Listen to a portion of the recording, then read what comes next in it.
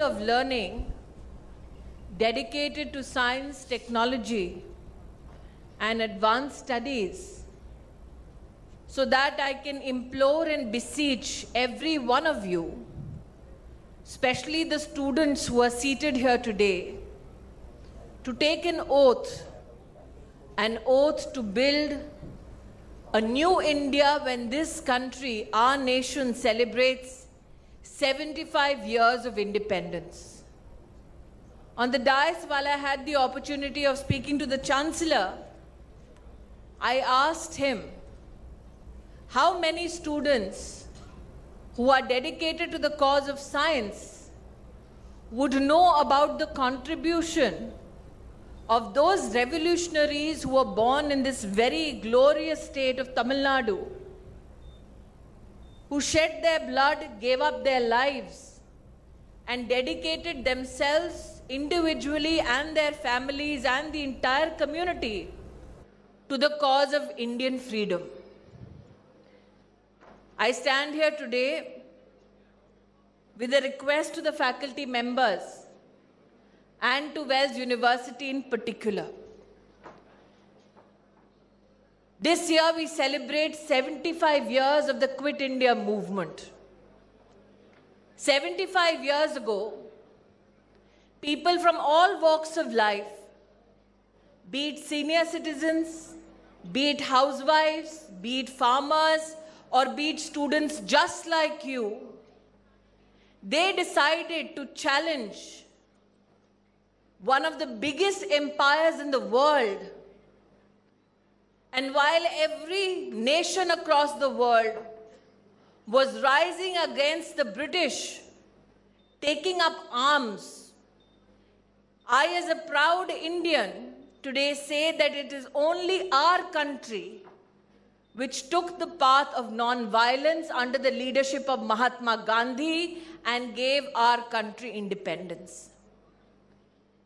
My request to the faculty and to Wells University is this: that while we today celebrate the advances of science, while we today imbibe the best of spirit of technology in our children and our students, can we take a moment and look back at our history so that our students today say a little thank you to those who gave up their lives so that we could live in a free nation and aspire to build a nation of our dreams. I say this today because for us to appreciate the possibilities of our future, we need to extend our gratitude to those who made sacrifices in the past, resolve that their sacrifices will not go in vain, and then together build a new India that generations can be proud of. When we talk about the advancement of science and technology, one of the biggest harbingers of change due to technology from the prospect of governance is what we have witnessed in the past 3 years.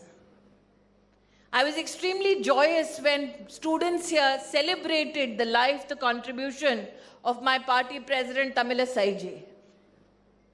They say that rock bottom has given us more heroes than privilege. And today people have a respect, grudgingly or ungrudgingly, for those people who have come from the most humblest of backgrounds and made a mark in communities in our nation with their contribution. While we are all seated on this stage today, behind me is a photograph of the Honorable Prime Minister.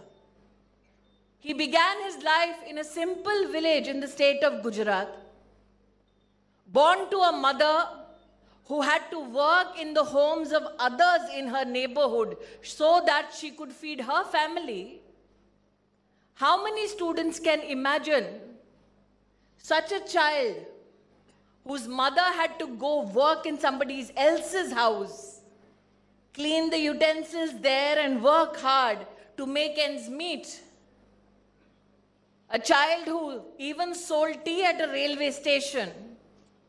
could one day become the Prime Minister of this country.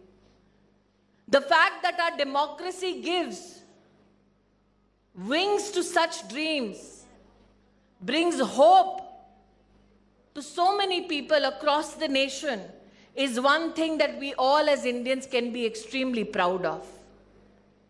Today, as a woman, I'm proud of the fact that the Speaker of the Lok Sabha is a lady.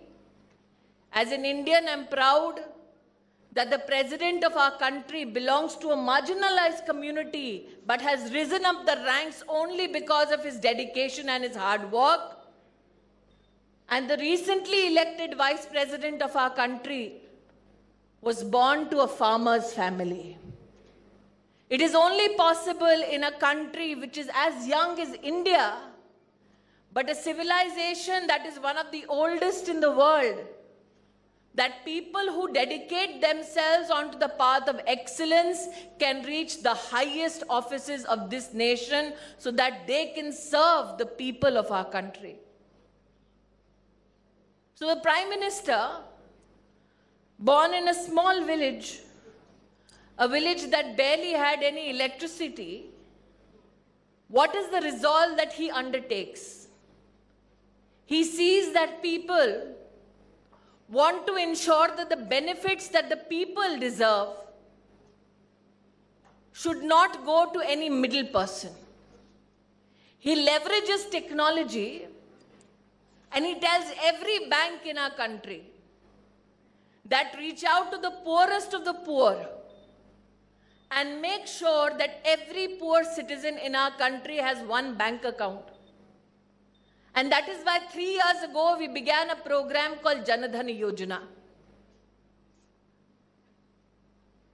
In the past 3 years, close to 300 million people now have a new bank account. Students have a habit of Googling facts. You should Google the population of the United States of America. You will find that the population of the US in the year 2016 must have been somewhere around 363 million. Imagine a whole nation within our nation which was devoid of a simple thing like a bank account. 300 million citizens, with the cooperation of banks, with the cooperation of governments, center and state, managed to open accounts for these 300 million citizens.